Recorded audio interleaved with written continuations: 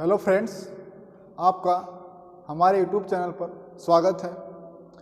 जैसा कि आप पीछे रीजनिंग और जीएस के भी कुछ टॉपिक और बीकॉम, जिससे आप बैचलर ऑफ कॉमर्स कहते हैं, हिंदी में इसे वाणिज्य संकाय कहा जाता है, उसी से रिलेटेड आज बीकॉम थर्ड ईयर में आपके 6 सब्जेक्ट और एक वाइवा, जिसे मिला करके आपका 700 मार्क्स का होता है वीर बहादुर सिंह पूर्वांचल यूनिवर्सिटी के सिलेबस में, जिसे आप कहते हैं पूर्वांचल का सिलेबस। ठीक है, उसमें आज हम एक पेपर लेके आए हुए हैं, जिस पेपर का नाम है, आपको लिखा हुआ दिख रहा होगा, information technology and it's implementation in business. क्या कह रहा है? सूचना तकनीकी और व्यापार में इसके निहितार्थ का मतलब इसके प्रभाव। ठीक है, और आज हम चलेंगे इसी में, देखते हैं। इसमें अधिकांशतः आपको मिलेगा कंप्यूटर, जो आपकी इंफॉर्मेशन टेक्नोलॉजी, जिसका शॉर्ट नेम होता है आईटी। ठीक है, उसी से रिलेटेड आपके इसमें दिया हुआ है। जैसे आपको पहले से पता है, अगर हम कंप्यूटर में आ जाएं तो स्टोरेज की गणना करने के लिए, जो कंप्यूटर है उसमें स्मृति या स्टोरेज की गणना करने के लिए आपकी सबसे छोटी इकाई जो होती है उसे क्या कहा जाता है? बिट कहा जाता है। और उससे बड़ी आ जाते हैं बाइट में। ठीक है, 8 बिट को मिला करके 1 बाइट बनता है। और उसके आगे चलेंगे आप तो किलो बाइट होता है, जिसे 1 किलो बाइट में 1024 बाइट होता है। और उसके आगे आप चलेंगे तो मेगाबाइट होता है, जिससे आप क्या कहते हैं? एमबी, शॉर्ट फॉर्म में एमबी कहते हैं। और एमबी से सर्वाधिक लोग परिचित होंगे, क्योंकि आज जो आपका डिजिटल वे या सभी के हाथों में स्मार्टफोन है, और स्मार्टफोन होने के नाते सभी लोग पता है एमबी और जीबी से सभी लोग रिलेटेड हैं। तो आपको क्या जानना है? जो एमबी है यह छोटा होता है किससे? जीबी से। और 1 जीबी में कितनी यूनिट होती है एमबी की? 1024। और कंपटीशन में या फिर आपके कॉमर्स में पूछता है कि कंप्यूटर की सबसे छोटी इकाई क्या होगी, तो आपके ऑप्शन में अगर निबल है तो निबल भी बताएंगे, क्योंकि जो 1 बाइट होता है, 1 बाइट में 8 बिट होता है। इसे हिंदी में आप इसे बिट कहेंगे। ठीक है, लेकिन एक आपका मिलता है क्या? निबल में 4 बिट होता है। तो जो कंप्यूटर की सबसे छोटी इकाई माना जाता है किसे? निबल, जो हिंदी में क्या कहा जाएगा? निब्बल। ठीक, तो आपने क्या देखा? पहले बाइट है, इसके बाद क्या आ जाएगा? किलो बाइट, जिसे आप केबी कहते हैं। इसके बाद मेगाबाइट, जिसे आप एमबी कहते हैं। दिखाई दे रहा है? एमबी कहते हैं। इसके बाद गीगाबाइट, जीबी। इसके बाद क्या आता है? टेराबाइट, इसे क्या कहते हैं? टीबी।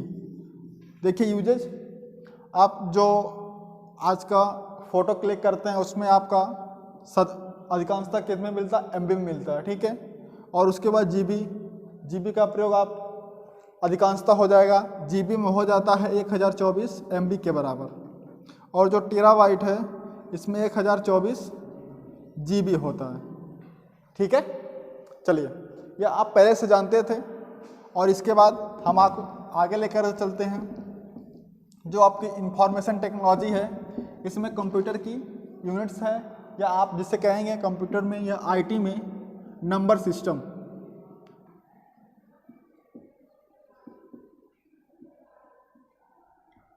नंबर सिस्टम क्या? संख्या पद्धति। ठीक है, देखिए इसमें आपकी संख्या पद्धति में 4 मिलेंगे आपको। इसे आप पहला क्या कहेंगे? बाइनरी, दूसरी ऑक्टल, तीसरी होती है दशमलव, इसे डेसिमल कहते हैं, और चौथा हेक्सा। ठीक है, आपको पता होगा कि हम जो कंप्यूटर की लैंग्वेज होती है वह हमारी लैंग्वेज को नहीं समझती। कंप्यूटर की बस 2 ही भाषाएं होती हैं, या तो वह 0 को समझता है या तो वह 1 को समझता है। क्यों? क्योंकि बाइनरी के पास कितने डिजिट होते हैं? बाइनरी के पास 2 डिजिट होते हैं। और कौन कौन से? 0 और 1। इस तरीके से लिखा मिलेगा, या 0 और 1 मिलेगा। यानी जो कंप्यूटर की लैंग्वेज है वह किसको समझती है, 0 और 1 को। या आप कह सकते हैं कंप्यूटर के पास कितने डेटा होते हैं, 0 और 1। अब आ जाइए ऑक्टल में। ऑक्टल के नाम से ही आपको पता होगा, ऑक्टल यानी 8 कह रहा, ठीक है, 8। तो इसके पास कितने नंबर होंगे, 8 नंबर होते हैं। वह कौन कौन से होते हैं, 0, 1, 2, 3, 4, 5, 6, 7। आप इनकी काउंटिंग करेंगे 0 से लेकर के, तो इनकी संख्या क्या हो जाएगी, 8। इनकी संख्या क्या हो जाएगी, 2। बाइनरी की संख्या 2 हो गई, ऑक्टल की संख्या कितनी हो गई, 8 हो गई। अब आ जाए डेसिमल में। डेसिमल में आप पहले से जानते हैं, जो डेसिमल पद्धति हम जिसमें गणित पढ़ते हैं वह क्या होता है, डेसिमल पद्धति या दशमलव पद्धति, डेसिमल सिस्टम। और डेसिमल सिस्टम में कुल संख्याएं होती हैं 10। कहाँ से कहाँ तक, 0 से लेकर के 9 तक। आप इसे लिखेंगे 0 से लेकर के 9 तक को लिखेंगे 3, 4, 5, 6, 7, 8 और 9। और इनकी संख्या लिखेंगे तो 5 और 5 कुल मिलाकर के 10। 10 यानी डेसिमल। और ऑक्टल में 8 और इसमें 2। तो आप अगली परिभाषा खुद बना लिए होंगे कि जब बाइनरी कहने के बाद 2 मिल रहा था, ऑक्टल कहने के बाद 8 नंबर, डेसिमल कहने के बाद 10 नंबर, तो हेक्सा कहने के बाद कितने नंबर आपके पास होने चाहिए, 16। और वह 16 नंबर कौन से होंगे, 0 से लेकर के 15 तक, ठीक है। अब इसको आप लिखना चाहें तो लिख सकते हैं। मैं एक बार फिर रिवीजन करता हूँ कि बाइनरी, ऑक्टल, डेसिमल और हेक्सा यह 4 सिस्टम है या 4 पद्धति है। और कितने नंबरों की संख्या क्या है, बाइनरी में 2 नंबर, ऑक्टल में 8 नंबर, डेसिमल में 10 नंबर, हेक्सा में 16 नंबर। अब चलिए आगे आपको हम दिखाते हैं कन्वर्जन।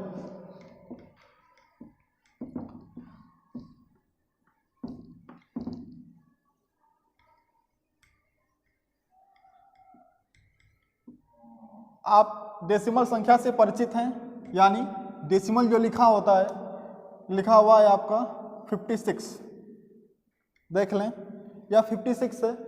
सबसे पहले मैं आपको दिखाया हूँ बाइनरी, तो इसको हम किस में कन्वर्ट करते हैं, बाइनरी।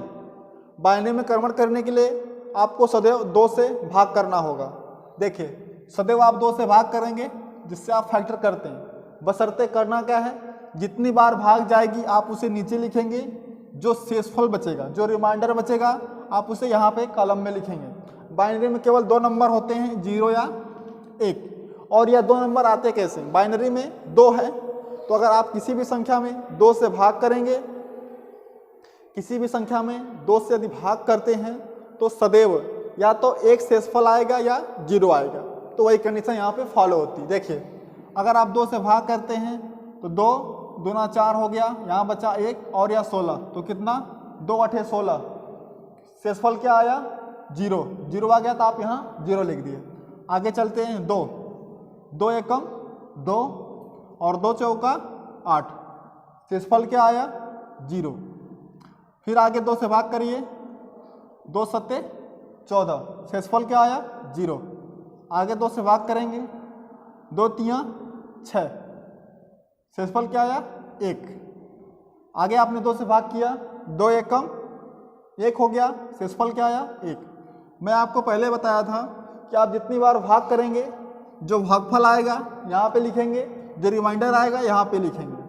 अब देखिए, बाइनरी संख्या को लिखते कैसे हैं। जो या 56 था या डेसिमल में था, तो इसकी बेस क्या हो जाएगी, 10, ठीक है।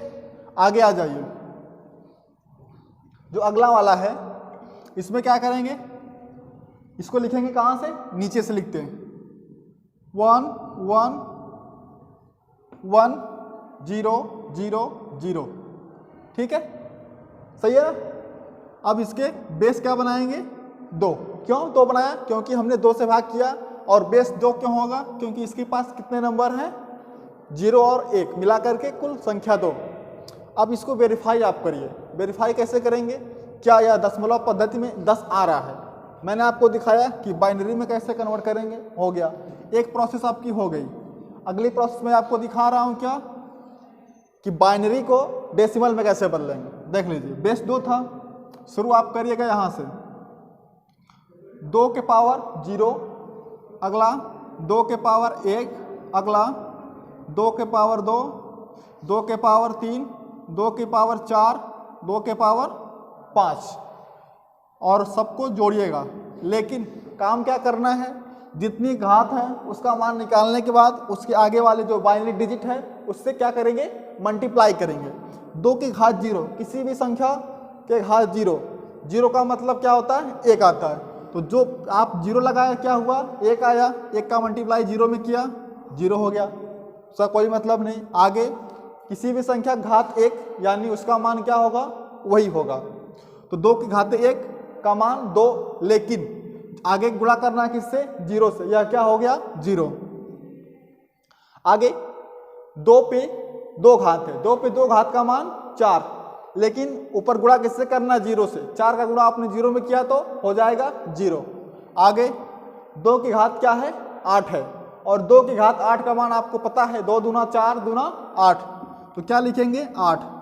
अब आगे चलिए 2 के घात 4 यानी 2 दूना 4 दूना 8 दूना 16, तो 16 हो गया, और 16 गुणा आपने 1 में किया तो 16 आ गया। आगे 2 के घात 5, 2 के घात का 5 का मतलब 16 दूना 32, 2 का गुणा आपस में 5 बार कर देंगे, क्या आ जाएगा 32। अब आप इनको जोड़ दीजिए, जोड़ेंगे कैसे, 16 और 32, यहाँ देखिए 30, 10 40, 6 46, 2 48, 48 में 2 जोड़ा आपने 50 और 6 कितना हो गया 56। देखिए यहाँ पे आपको क्या दिखा, यह आधार 10 था यानी यह दशमलव पद्धति में संख्या 56 थी। बाइनरी में उसे क्या कहेंगे 1 1 0 0 0। यह क्या है, बाइनरी में है, इसकी बेस क्या लगाएंगे 2। इसमें कितने नंबर होते हैं 0 या 1, लेकिन जो डेसिमल पद्धति में है उसके घात क्या लगाएंगे 10, और डेसिमल पद्धति में कुल अंक कितने होते हैं, कुल अंक होते हैं 0 से लेकर के 9, जिनकी संख्या 10। तो आपने 56 को बदल दिया बाइनरी में। अब आगे चलिए ऑक्टल, जिससे आप संख्या क्या होती है 8 होती है, उससे वेरीफाई करते हैं।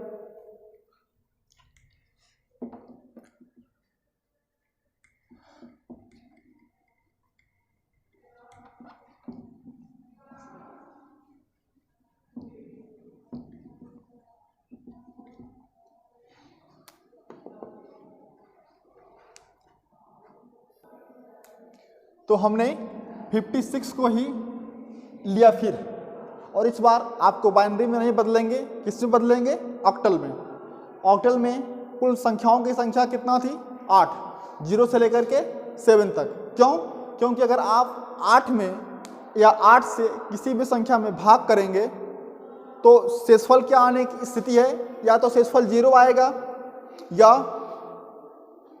शेषफल 0 आएगा, या 1 आएगा, 2 3 4 5 और 6 या 7 से अधिक शेषफल नहीं आएगा। जब 8 आएगा तो 8 से 8 कट जाएगा, बचेगा क्या 0। तो 56 को कन्वर्ट करते हैं हम ऑक्टल संख्या में, तो क्या आता है देखा जाए। 8 से आपने भाग किया तो कितनी बार गई भाग, 7 बार, 8 सत्ते 56, शेषफल क्या आया 0। फिर आप 8 से भाग करेंगे, क्यों नहीं करेंगे, इसलिए यहाँ पे क्या बच गया 7 शेषफल, जो 7 क्या है 8 से छोटा है, तो खुद वह शेषफल ही है। आ जाइए, यह दशमलव संख्या में क्या था 56, जिसका बेस 10 है। अब इसको आप लिखिए, बेस 8 होगा और संख्या क्या होगी 7 और 0, ठीक है। बेस इसका 8 होगा, यहाँ पे लगा दीजिए, और 7 और 0 यानी 7 0 जो है वह किसका 56 का ऑक्टल में है। कन्वर्ट करिए, सेम वही आपने 8 से भाग किया था, 8 की पावर 0 और 8 की पावर 1, इनको जोड़ेंगे। कैसे जोड़ेंगे, किसी भी संख्या पे 0 घात उसका मान क्या होगा 1 होगा, और 1 का गुणा आपने 0 में कर दिया तो 0 हो गया। 8 पे कितना घात है 1, और किसी भी संख्या पे 1 घात का मान सेम वही नंबर होता है, तो 8 पे 1 घात का मान 8 हो गया, और 8 का गुणा आपने 7 में कर दिया तो कितना हो गया 56। कुल मिलाकर के आपको मिला क्या? 56। यह किस में है? दशमलव पद्धति में है, और यह किस में था? ऑक्टल में। ठीक है, आ जाइए एक और बड़ा नंबर लेते हैं। जैसे क्या लिखा हुआ? 149, 149 लिखा हुआ है, और इसको हम पहले ऑक्टल में चेंज करते हैं। सेम वही काम करेंगे आप, भाग देंगे, भागफल नीचे लिखेंगे, रिमाइंडर साइड में लिखेंगे। 8, 8 एकम 8, बचा कितना? 6, 14, हुआ क्या? 69। 8 से भाग करेंगे आप, 8 से 56, 8 64, 8 का 8 बार भाग गए, कितना आया? 64, और 64 में कितना जोड़ेंगे? 3, 64 में 5 जोड़ेंगे तो कितना आएगा? 69, यानी 5 क्या आएगा? शेषफल आ गया। 18 में 8 से भाग जाएगी, कितनी बार? 8 दूना 16, बचेगा कितना? 2। अब नंबर क्या मिला? कहाँ से लिखेंगे? नीचे से। 2, 2, 5, और इसका बेस क्या होगा? 8। यह क्या है? ऑक्टल संख्या में लिखा गया है 149। 149 को हमने लिखा है किसमें? 225। अब इसको कन्वर्ट करके देखिए क्या आता है। 8 की पावर 0, 8 की पावर 1, 8 की पावर 2। किसी भी संख्या पे 0 का मान 1, तो 1 का गुणा 5 में क्या आया? 5। 8 पे क्या है? 1, तो क्या मान होगा? 8, और 8 का दूना करेंगे क्या हो जाएगा? 16। अगला 8 पे कितनी घात है? 2, तो 8 पे 2 घात, यानी 8 का 8 में गुणा 64, और 64 का गुणा कितनी में? 2 में। 64 दूना कितना हो जाएगा? 128। अब इसको आप क्या करेंगे? तीनों को जोड़ देंगे, 28 और 6 34, 10 44, 44 और 5 49। देखिए यह आपका 49 संख्या थी। 49 को मैंने किस में कन्वर्ट किया? ऑक्टल में, और ऑक्टल को किस में कन्वर्ट कर दिया? फिर डेसिमल में। अभी कुछ का है, यहां पे दिखाई देगा। देखिए फिर इसको हम किस में कन्वर्ट कर देते हैं? बाइनरी में। हेक्सा आपको कल दिखा देंगे अगली क्लास में, आप इसको देख लीजिए। फिर किसमें? बाइनरी में। 2 से भाग किया, 7 बार गया, 2 7 14, और 2 चौका 8, रिमाइंडर 1। फिर आगे 2 से भाग किया, 2 3 6 14, 2 7 14, रिमाइंडर कितना? 0। फिर भाग करेंगे 2 से, और कब तक भाग करेंगे? जब तक शेषफल क्या आए? 1 या 0। 2 से भाग किया, 2 एकम 2, हो गया 17, 2 8 16, शेषफल 1। फिर 2 से भाग किया आपने, कितना हुआ? 2 9 18, शेषफल क्या आया? 0। 2 से आपने भाग किया, कितनी बार गया? 4 बार, कितना हुआ? 8, शेषफल 1। 2 से भाग किए, 2 दूना 4, शेषफल 0। फिर 2 से भाग किया, 2 एकम 2, शेषफल 0। लिखेंगे आप कैसे? इसको मिटा देते हैं। किससे लिखेंगे? नीचे से। 0 1 0 1 0 1 0 1। 1 2 3 4 5 6 7 8, 1 2 3 4 5 6 7 8। इसका बेस क्या लगाएंगे आप? 2 लगाएंगे। यह क्या था? 149। इसको हम वेरीफाई कर लें एक बार कि क्या आपका 149 आता है कि नहीं। वही नियम, 2 पे 0 घात, 2 पे 1 घात, 2 पे 2 घात, 2 पे 3 घात, 2 पे 4 घात, 2 पे 5 घात, 2 पे 6 घात, 2 पे 7 घात। उनका मान निकालिए और उनके ऊपर वाले संख्या में गुणा करिए। 2 पे 0 घात का मान 1, 1 का गुणा 1 में क्या आया? 1, प्लस यहाँ पे 0 है, कुछ भी होगा 0 का मल्टीप्लाई कर देंगे, हो जाएगा 0। 2 पे 2 घात का मान 4, और 4 एकम 4। 2 पे 3 घात का मान 8, लेकिन गुणा करेंगे 0 से, क्या हो जाएगा? 0। 2 पे घात 4 का मान 16, गुणा करेंगे तो 16। 0 मत लिखिए, जाने दीजिए। आगे यहाँ पे 2 पे घात 5 का मान 32, लेकिन गुणा करेंगे 0 से, 0। आगे क्या दिया है? फिर 0 है उसका मान निकालेंगे, फिर 0 आ जाएगा। आ जाइए आगे वाले में 7 घात, गुणा करिए 2 दूना 4 दूना 8 16 32 64 128, 2 पे घात 7 का मान 128, लेकिन फिर 1 में गुणा करिए फिर 128। अब जोड़ दीजिए 128, 6 जोड़ेंगे 34 और यहाँ का 10 44, 44 और 4 48 और 1 49। 149 को आपने कन्वर्ट किया बाइनरी में, बाइनरी को कन्वर्ट कर दिया डेसिमल में, डेसिमल को आपने कन्वर्ट किया ऑक्टल में। आपने सब देख लिया। अब आपको काम क्या करना है, वीडियो एक बार फिर से देख लेना है, पूरा क्लास आपको कंप्लीट हो जाएगा। और देखने के बाद अब आप जहाँ जहाँ इसको शेयर कर सकते हैं शेयर करेंगे, और इसे आप दोनों चैनल पर देख सकते हैं। जो एक हमारा खुद का channel target with Durgesh sir, उस पर भी देख सकते हैं, और एक जो महाविद्यालय का आपका चैनल है